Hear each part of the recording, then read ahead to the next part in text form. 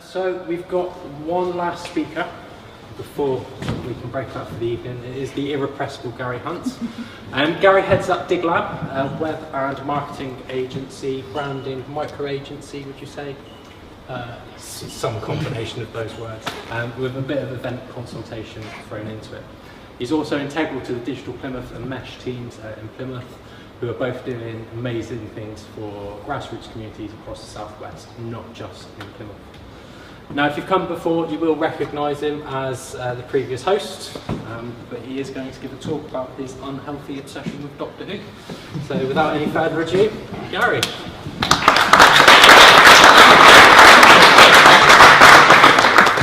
Right, thank you very much everyone, and thank you for coming out on this very special day. I know leaving your families and getting to places is very difficult on Ed Balls Day, so thank you very much for coming along. So tonight I'm here to talk to you about change. Specifically, I'm here to tell you that change is good, and so is Doctor Who. Now the good news is you don't actually need to be a fan of Doctor Who to understand or enjoy my presentation tonight. However, if you're not a fan of Doctor Who, you're probably a bit dead inside, so probably best go home, read the Daily Mail, prepare for your future life. So, like the believers, the directioners, the Swifties, fans of Doctor Who, like myself, are known in the circles as Whovians, and any self-respecting Whovian will know two things. One, that David Tennant was the best Doctor. Yep. Yes. Thank you. And two, you will know about the regeneration cycle. So for those of you that don't, allow me to explain. We're kind of in this stage of the regeneration cycle at the moment. So the Doctor, the BBC, whoever you want to talk about it, he's announced that he's going to be regenerating. Okay? So there's a stage that the Doctor Who fandom go through. At this stage, there's general kind of dismay, upset and anger, because this Doctor is great. Why would we want to change him over? And then you're hearing lots about this then. You're then hearing about all these potential actors that become the new Doctor. And you instantly think, all these new Doctors, they're awful. Why would you replace them with him? This is terrible. This is an awful idea. And general kind of madness ensues. No one ever thinks about things properly, and terrible things happen because of it. After that, we get to the stage where the new Doctor's been announced. The new Doctor started and he's in his first episode. And you get to the end of that episode. And you're like, oh my God, that was amazing. What were we ever worried about? I mean, this Doctor's the best ever. And you know, other ad nauseum. And then we're kind of getting back to the end of the first Doctor's new series, and that further kind of good news and happiness is carrying on going. You're like, this Doctor's great. This is the best Doctor ever. I can't believe we were worried about him here, and I can't believe the outrage that was here, and we're all good there. And then we come to the end of the cycle, and the new Doctor announces his regeneration, and the cycle starts again of outrage, slightly less outrage, happiness, even more happiness and outrage. So we have a circle. This is known as the regeneration cycle. So how am I supposed to convince you that change is good by using the regeneration cycle? Regeneration cycle? That's right. So first thing we need to do is we need to simplify these steps so they can be applied to any kind of change that kind of happens. So let's look at the first step. Change is coming. In exactly the same way that the Doctor is announced as a new Doctor, anything changes, a new product comes in, some changes come to your favourite product, there's outrage. How could they do this? What's going on? I'm outraged. You're outraged already, we've barely even touched the surface. So that's our first step. The second step is change is here. The Doctor's here, everyone still hates it, but it's happening, so we just need to make the best of it. The thing that change is used, it's happened, it's started, we're at the end of the first ever Doctor's episode. Everyone loves it. This is great. Why did we never do this before? HTML5 is a brilliant idea. What idiot uses Flash? So what? I'm so triggered right now. We're not using the B word. We've been told. And then we get to here. So we're thinking, change isn't so bad after all. What were we all worried about? So, you know, we can't really call this the regeneration cycle because this doesn't really work. We need a better name for it. We need a name that kind of makes sense. So let's call it the eternal ring of extended conflict. We've simplified the idea, and for the sake of ease, this is the eternal ring of extended conflict. So let's apply some actual examples of change in the past to the eternal ring of extended conflict and see how well this is run. So we've got some examples of change here. 4 things, okay?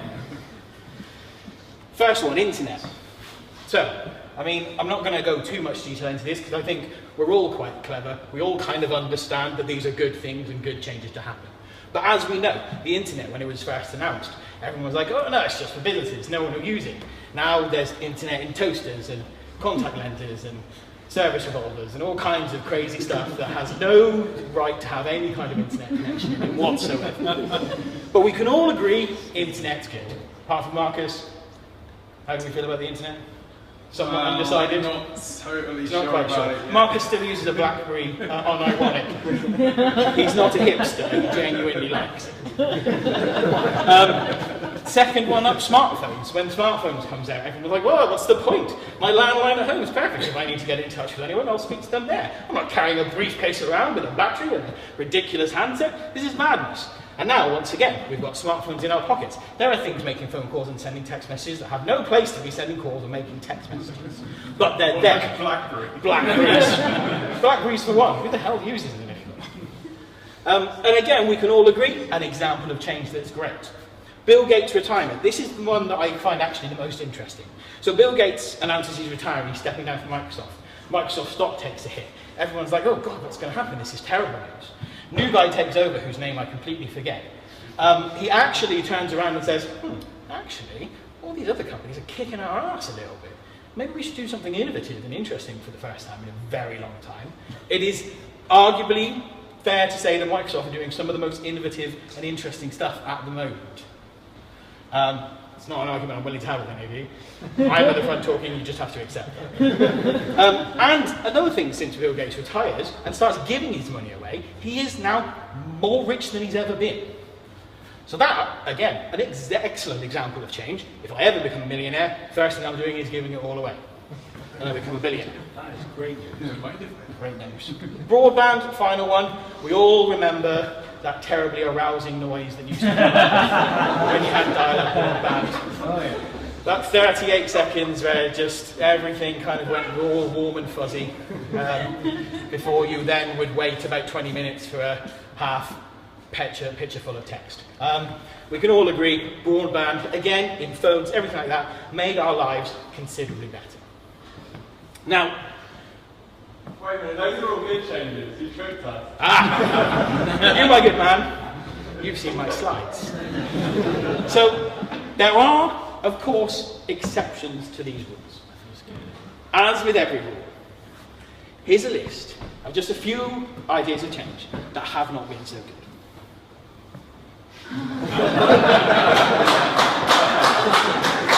I think we can all agree, as long as I don't use the B word, a pretty exhaustive list of exceptions to the rule with change is not always good. You know, let's be honest, when Donald Trump was running the campaign, we thought, well, it'll be fun for a while, and then nuclear war will happen, we'll deal with that when that happens. As we're finding out, not fun at all. Nuclear war, slightly terrifying. Death, never popular.